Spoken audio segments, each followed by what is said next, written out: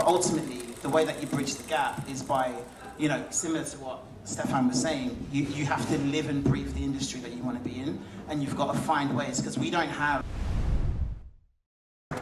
Hi everyone, my name's Taffy. Steph and I are kindred spirits. I've worked in, I guess, the entertainment industry, advertising, marketing, film, since I was 16 as well, so we're very, very similar in that respect. And I am here today to talk to you in the capacity of a marketing consultant. So I currently have had a career where I've worked pretty much with every major streamer, sports broadcaster, so ESPN, going all the way through to like Hearst Magazine, Lad Bible, Cairo TV, Google, YouTube, like across the board of content marketing. I've basically done almost everything, and now I'm working with streamers to basically release films and television shows all across Europe, Africa, and the UK. So my mum was a hairdresser. My dad was a professor, university lecturer. My sisters have no one in my family has ever worked in anything to do with entertainment. When I was 16, no, actually when I was 13, I watched The Gladiator, Ridley Scott. Obviously changed my life, decided that's what I want to do. I spoke to loads of people, like I literally canvass constantly. I work with Alex. We've been working together like 20 years now, something like that.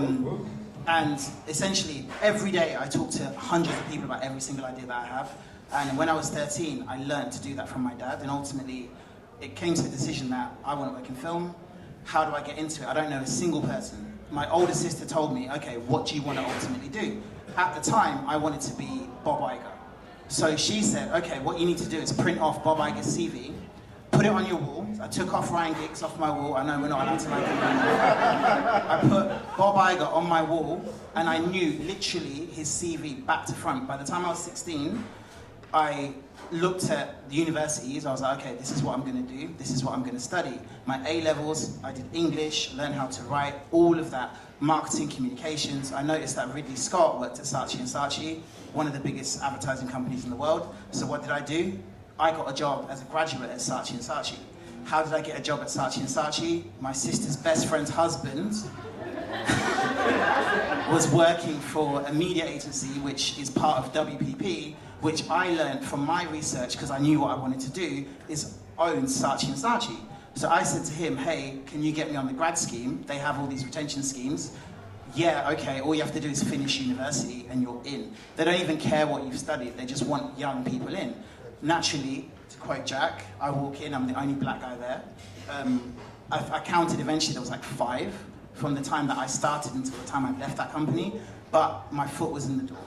And whilst doing that simultaneously, because my ambition was to be Ridley Scott, I was freelancing, being a runner, making tea, going on sets, doing all of that stuff, whilst working for, like, at the time, £16,000 a year, working for what is now Wavemaker, but used to be called MEC, which is one of the biggest agencies. But ultimately, the way that you bridge the gap is by, similar to what Stefan was saying, you have to live and breathe the industry that you want to be in, and you've got to find ways, because we don't have these legacy families and traditions that have been in these industries for 75, 100 years. We don't have that. So we have to come in through the back door, and then ultimately, once we get into those positions, we can then in hiring ourselves. But that's essentially how I bridge that gap. Okay, Tappy, what are the most effective strategies for marketing an independent film? I knew you were going to ask that first. So there's 2 answers. There's the answer that everyone kind of expects, which is like social media, go on your Instagram, all of that stuff, which everyone just does automatic. So you will all go, I'm sure loads of you are writers, loads of you want to make stuff, and the first thing you're going to do is just put it online and just hope for the best. The real answer is you have to know who your audience is. So earlier Stefan was talking a lot about this whole 360 approach, but the fundamental question is, what are you making? Who is it for? Because ultimately, you're making a product. You're no different from Tesco's. Tesco's knows that Bailey's, that drink that people up north drink. Yeah, it's a Christmas drink, right? But its actual consumer is old white women who live up north. They actually live in Lincoln. This is a fact. Literally, they live in Lincoln. Most of the Bailey's drinkers in the UK. So if Bailey's wants to lose their customer, they're going to start acting young, and they're going to start getting, I don't know, young music, whatever young people are listening to, and they're going to mix it up and they're going to market people in London, they're going to lose their customers. So if you're writing a film, who's it for, number one? Once you know who it's for, you're going to know how to target and how to market them. So for example, this is really random, but I'm recently working on something in Turkey.